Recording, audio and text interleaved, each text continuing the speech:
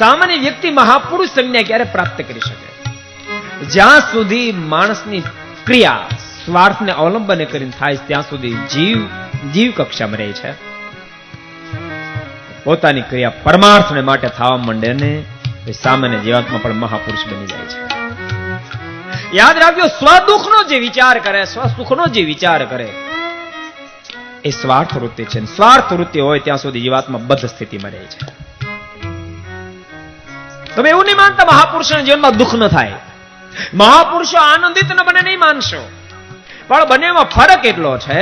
સામાન્ય વ્યક્તિ પોતાના દુઃખથી જ દુઃખી થાય છે, સામાન્ય વ્યક્તિ પોતાના સુખથી જ સુખનો અનુભવ કરે છે. મહાપુરુષો બીજાના દુઃખને જોઈને રડી પડે છે અને બીજાના સુખને જોઈને આનંદિત થાય છે. બીજાના દુઃખને જોઈને રડી પડે ને બીજાના સુખને જોઈને જે રાજી થાય એ મહાપુરુષ બની જાય. પોતાના દીકરાને કામ ધંધો ન મળે તો મા બાપ રડે, એવું તો 1000 જગ્યાએ જોવા મળશે. પણ ભક્તો બિહારની ધરતી પર એ મહાત્મા ફરતા હોય, ગાંધી એક પછી એક ઘરની મુલાકાત લેતા હોય. એક ઘરનો દરવાજો ખટખટાયો, દરવાજો ખોલો, દરવાજો ખોલ્યો નહીં. દરવાજો ખોલો, દરવાજો ખોલ્યો નહીં. બીજી વાર કહ્યું, ગાંધી બોલો, દરવાજો ખોલો. એ વખતે ઘરમાંથી અવાજ આવ્યો, આપના આગમન તેમને ખૂબ આનંદ થયો, પણ અમારી મજબૂરી એ છે મેં દરવાજો નહીં ખોલી. કેમ? તમે ઓરડામાં 4 સ્ત્રીઓ છે, પરંતુ પોતાનું શિયળ ઢંકાય એટલા પહેરાના વસ્ત્રો 2 નારીની પાસે છે, 2 નારીની પાસે વસ્ત્ર નથી. અને આટલા શબ્દ સાંભળતાની સાથે ગાંધીની આંખોમાંથી આંસુની ધારાઓ છે. આહા, મારા દેશની આ દશા! હું પેન્ટ પહેરું, સૂટ પહેરું, ટાઈ બાંધું અને મારા દેશની નારીઓને પહેરવા વસ્ત્ર ન મળે.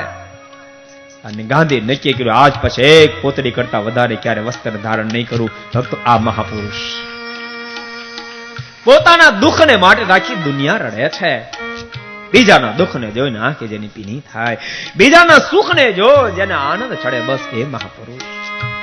ભક્તો, આ સંસારની અંદર માણસનું આગમન એ સ્વાર્થના સંબંધને અવલંબન કરીને હોય છે. કારણ કે સ્વાર્થ જો છૂટી ગયો માણસને તો જન્મ ધારણ ન કરે. યાદ રાખજો, સ્વાર્થ છૂટી જાય, બદ્ધ સ્થિતિ મટી જાય, મુક્ત સ્થિતિને પામી જાય, એને પૃથ્વી પર આવવાનો કોઈ હેતુ નથી. માણસ સ્વાર્થના સંબંધને અવલંબન કરીને પૃથ્વી પર આવ્યો છે. અને પૃથ્વી પર આવ્યા પછી સત્સંગ શા માટે? તો માણસને સ્વાર્થમાંથી બહાર લઈ આવે, પરમાર્થી બનાવી દે. અને માણસ પરમાર્થી બની જાય ને તો ભક્તો મુક્ત સ્થિતિને પામી જાય, મુક્ત સ્થિતિને પામી જાય. મુક્ત સ્થિતિને પમાડવા માટે સત્સંગ હોય છે. આવા છે તો સ્વાર્થના અવલંબને કરી ભક્તો, સાચો કહું, સ્વાર્થમય જિંદગી જીવશો નહીં. ફક્ત મારો જ વિચાર કરું, મારા પરિવારનો જ વિચાર કરું, એવું સ્વાર્થમય જીવન જીવશો નહીં. અને યાદ રાખજો, ફક્ત તમે તમારો જ વિચાર કરશો, ફક્ત તમે તમારા સંબંધીનો જ વિચાર કરશો તો સત્સંગી થયા પછી પણ મુક્ત થવું ગહન પડશે. સત્સંગી થયા પછી મુક્ત થવું ગહન બનશે.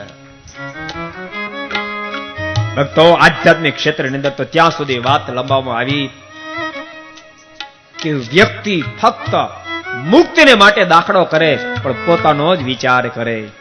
યાદ રાખજો, પોતાનો જ વિચાર કરે, બીજાનો વિચાર ન કરે તો કદાચ મુક્ત થાય પણ પરમાત્માનો સંપૂર્ણ રાજીપાનો પાત્ર ન બની શકે. પૂર્ણ રાજીપાનો પાત્ર ન બની શકે.